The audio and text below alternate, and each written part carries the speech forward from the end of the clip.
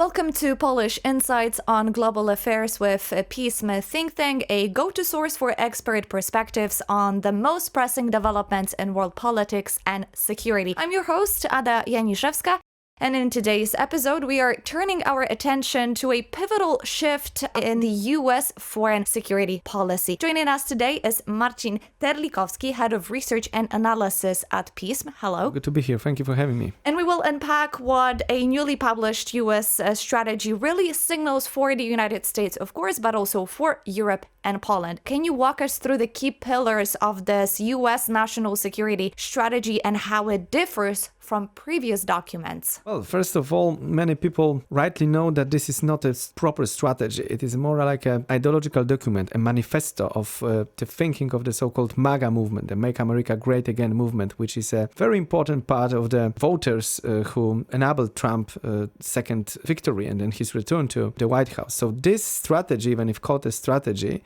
is a very unique document, is a very peculiar document, which basically signals a whole new set of values which the United States, with this administration, will follow. And these values are really something different to what we used to hear from Washington, from previous administrations. Of course, America first is there, but also there is a very stark ideological, I'd say, adversarial, I would even say, relationship with Europe, which is at the same time recognized as an important partner which the US had to keep within its alliance system, but to keep it on a different basis, in a different model of relation. And of course, this document put a greater emphasis on a domestic security and to a national security priority. So that's a difference here in this document. So the United States would like to focus more on their own politics, on their national, on the domestic economic policy. Like, I am very curious about that because we know that for quite some time, the United States has been very present in the global arena. But right now, it seems like they're trying to withdraw from this side and focused more on the America and making it great again. This document, as I said, it's called strategy, but it is not a proper strategy. This document develops notion, Make America Great Again, develops the concept which would mostly have a domestic dimension, which was linked with crackdown on illegal migration, for instance. So all these infamous ICE rights, that was one thing. But here in the NSS, we see that America First also is about homeland defense. It's also about defending America from the threats, existing or perceived threats, which are there in the Western Hemisphere.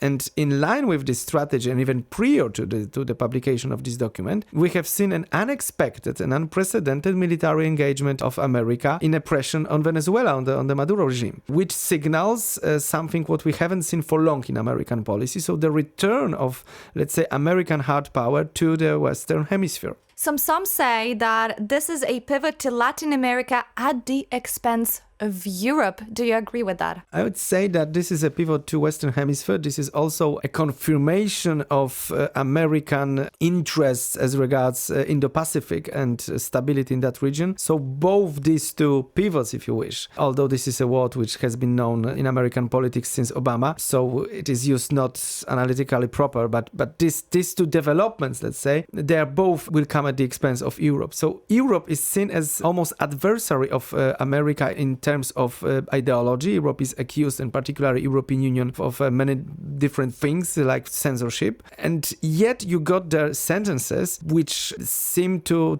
confirm that US is not withdrawing from Europe, that the US cannot afford to lose Europe. It just want to, let's say, reformulate, redefine what the transatlantic bond means. And of course, it wants to put much more burden for defending Europe on Europeans rather than to have American taxpayers pay for defenses of Europe. And piggybacking on what you just said, because European analysts have noted a change of priorities where Europe is asked to take on more responsibility for its own defense, for instance. So what are the implications for NATO then, for NATO's cohesion and burden sharing? Because we know that the United States has been a very crucial partner of the North Atlantic Alliance. Absolutely. And I would say that in anticipation of the next security strategy, in anticipation of the further developments from the Trump administration. NATO allies agreed earlier this year in its NATO summit in The Hague to sharply increase the defense expenditure up to 5% GDP, which is a combined number, 3.5% GDP on core defense, and so like acquisition of weapons, and 1.5% of GDP spending on defense-related issues. Of course, this is an aspirational goal. It will not be met overnight. It will take time. Some countries signal that they will not reach it even like in 10 years. But this was meant to anticipate kind of signaling which Trump administration did with the NSS. Yet, it seems that America does not want to wait for Europe to reach this target, to spend this much money on defense. America wants quicker results, and hence we see that the strategy signals a shift to like bilateral relationship with some leaders from NATO, which would be responsible for defense and deterrence in the region in a special relationship with America, rather than to address NATO as a whole. This may also be the reason why we haven't seen Secretary Rubio at the foreign ministers meeting which recently took place in Brussels, which was a signal that Trump administration does not necessarily want to leave Europe, but it will be rather individual capitals it will engage than Brussels and NATO, and definitely not the EU. Can we also say that the US also want to have more of a diplomatic approach rather than military approach when it comes to issues concerning Europe? Well, definitely there is the push to end Russian invasion of Ukraine. So this is meant to be the most important achievement of Trump's administration and part of Trump's own legacy. He seeks ending this conflict as a pinnacle of American diplomacy. Here definitely we see the belief, which many analysts, me included, as a misguided one, a belief that basically through diplomacy you may stop the Russian invasion and you may guarantee a just peace for Ukraine. This is where American administration is believed to be wrong, and this belief is widespread in Europe, also among European leaders. On the other hand, the strategy says that the US should pursue peace via strength concept, so the Reaganian concept of coming from the presidency of Ronald Reagan. Yet this strength does not necessarily seem to be implied with regards to Russia and Ukraine, because we have seen a very volatile approach of Trump administration to supporting Ukraine, for instance, announcing the supply of cruise missiles Tomahawk to Ukraine and then withdrawing from that decisions. I don't know where this strength would be applied, but not necessarily towards Russia. Does the US strategy accelerate Europe's push for strategic autonomy? Definitely. It's been first the unexpected still, although many countries in the region have been noting for long what are the real intentions and goals of Russia.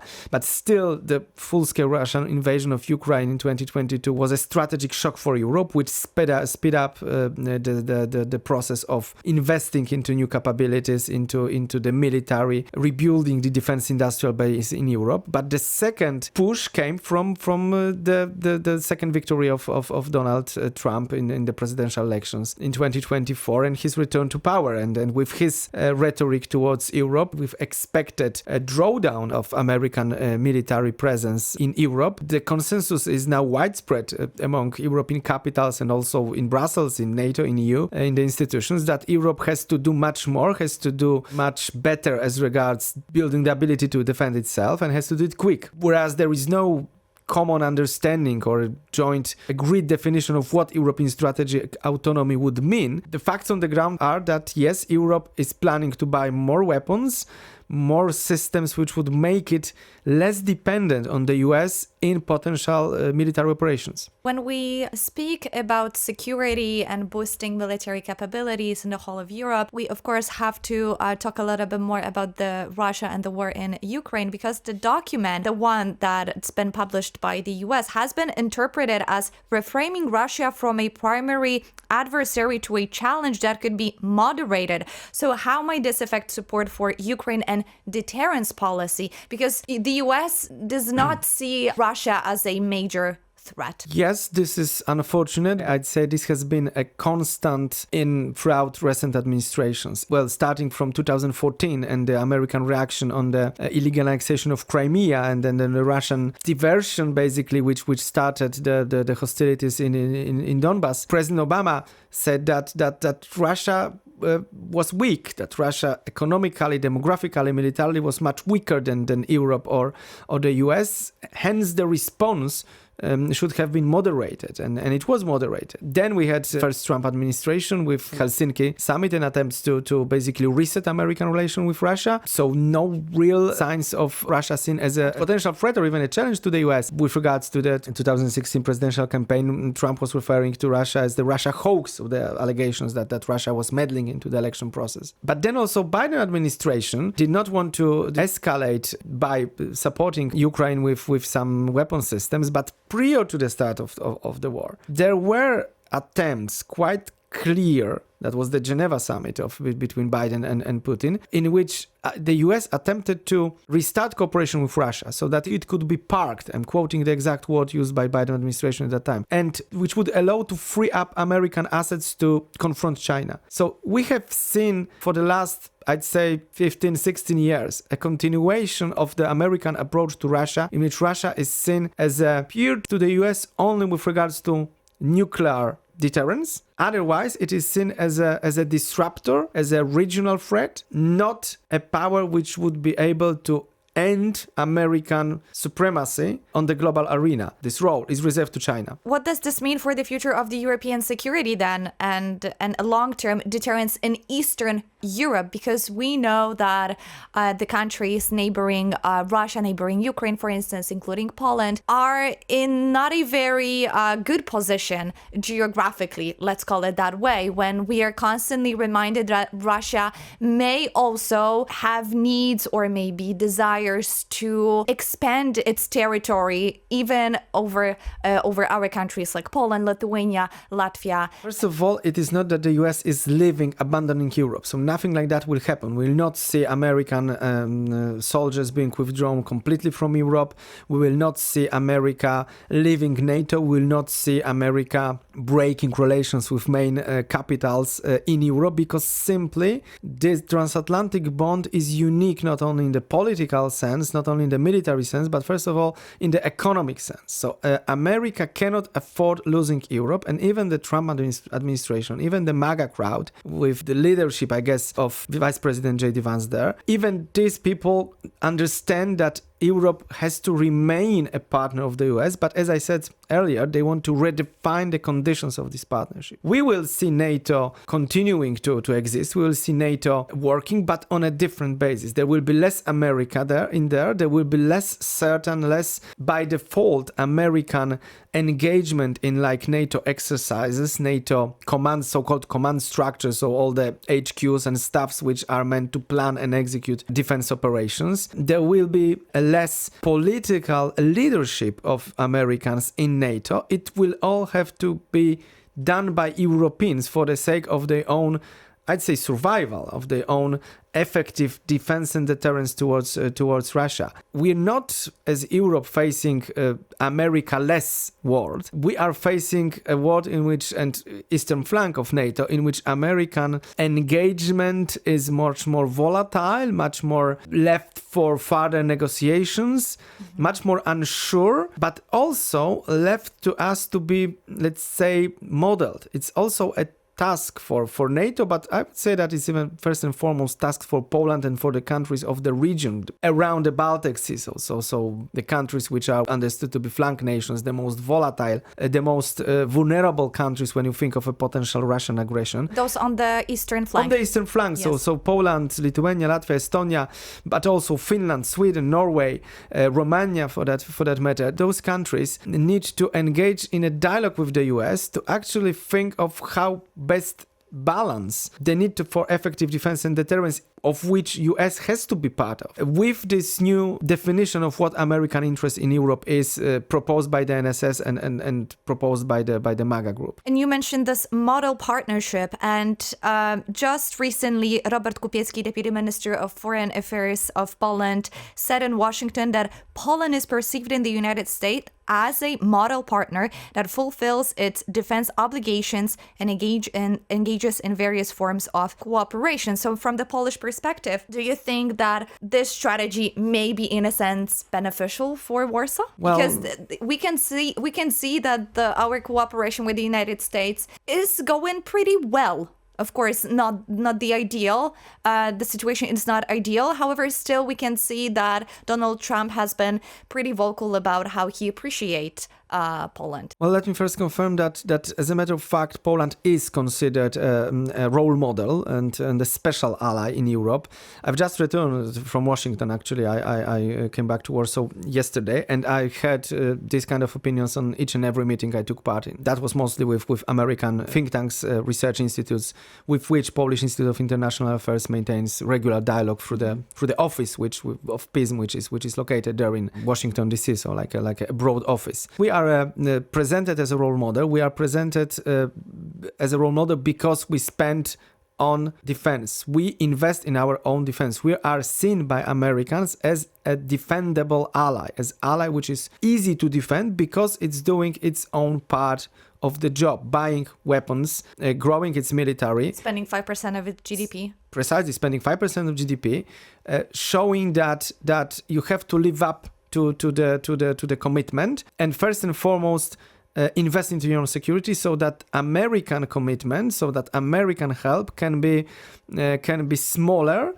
which would free up assets for America to engage, as we initially thought, in containment of China, but now, as we can see, in the Western Hemisphere, within the redefined concept of homeland defense. In this context, the national security strategy offers a chance of dialogue, of how to translate this perception on practical moves. There has been discussion about reduction of American forces in Europe. Many believe in Washington that it is inevitably coming, but we are getting signals from the administration, I mean, at the political level, but also experts, analysts like me, we get the same signals on, let's say, the scientific or analytical level, that Poland may actually benefit from these changes of American posture, and we may have even more troops, at least for some time, American troops stationed in Poland. We may have new kinds of assets deployed to Poland. We may have new topics of bilateral cooperation with Americans. There is a discussion about transatlantic Polish-American defense industrial cooperation, so that Poland would not be only merely buying American weapons off the shelf, but actually co-developing or co-producing some kind of systems with American companies, which would also mean workplaces here in Poland and transfer of technology to Polish companies. These are all new topics which are open. These are, I'd say, uncharted waters, because we haven't seen that yet in the Polish-American relations. And in this sense, NSS offers big opportunities. But of course, we cannot forget with what I started with. This is this administration, but it's also likely that some next administrations will also be MAGA-like, that they do look at Europe and an American foreign policy, American engagement abroad in a different way. So we have to have it in the back of our heads that we're talking to a different America than America of 1990s, which basically led the process of enlargement of NATO, which helped Poland with its transformation and helped Poland with its Euro-Atlantic integration to NATO and the EU. Finally, so what should policymakers in Poland and across Europe, of course, be watching as this strategy unfolds in practice over the next few years? Well, I think that, again, coming back to what I said at the beginning, given that the strategy is more like an ideological manifesto, it will not be implemented directly. We will have further documents. Some of them will be unclassified, like the National Defense Strategy, which is coming. We will have a document which may be classified, maybe some parts of it will be unclassified, the so-called Global Posture Review, so a document which instructs or proposes assumptions regarding how American forces will be structured abroad. Now, we'll also see documents which will decide on the directions of the transformation of American forces as such. So what kind of weapons they want to buy, what kind of forces they want to build. So these documents will be what European leaders and Polish leaders should have a close look at, because there will be policies stemming out of these documents. So in these documents, particularly in the National Defense Strategy and the Global Posture Review, we will have assumptions and concepts which will be operationalized and actually offer more insight into what the administration is up for, thereby inform our dialogue with Washington. Time will tell what will happen in the nearest future. And that was all in today's episode of Polish Insights on Global Affairs with PISM think tank. Our guest was Marcin Terlikowski, Head of Research and Analysis at PISM. Thank you so much.